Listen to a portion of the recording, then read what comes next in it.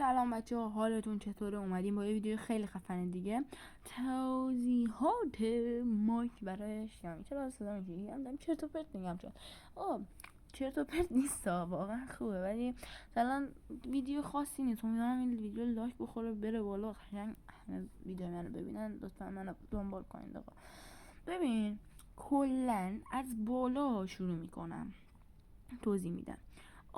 این نمیشه بهتون نشون بدم کیفیت عکستونه، یعنی همون یا ویدیو میگیرید یا عکسی که میگیرید، این اون مال اونه. این ویدیو، کیفیت ویدیو، و این فکر کنم کیفیت عکس، درک نمیدونم، ولی میدونم این دوتا برای عکسن و ویدیو، هر دوتاش واسه یه چیزن. این سومی واسه همینی که هست باشه، اصلا دست نزن. میام روی چهارمی نوشته ما میکروفون یا میکروفون، حالا به انگلیسی میگیم. یه دونه نو داره، نوون داره که یعنی اون اصلا کار نشه باشه، اونو بزنی یعنی ماک نداره.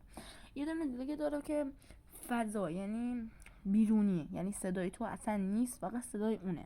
خب و آخری هم کاری نداشته باش، بذار همین باشه. میریم پایین تر. همه این چهارتا رو میخوای تو روشن کن. یکیش واسه اینه که وقتی میخوای داخل بازی دستاتو تو کمدی دستاتو میبینن. یکی دیگه هم هست که مثلا تو داری که دکمه تیر رو میزنی، اون دکمه تیر فشار میدی، اونم میبینن، یعنی اون براشون یه جوری میشه. یه دونه دیگه هم هست که اونم در مورد اینه که مثلا ویدیوتون خوب باشه و اینا.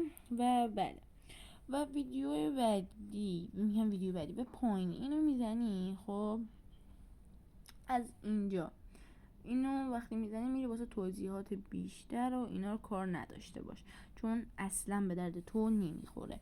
و امیدوارم از این ویدیو خوشت اومده باشه. لایک، کامنت، دنبال یادتون نره تا ویدیو دیگه. خدافظ.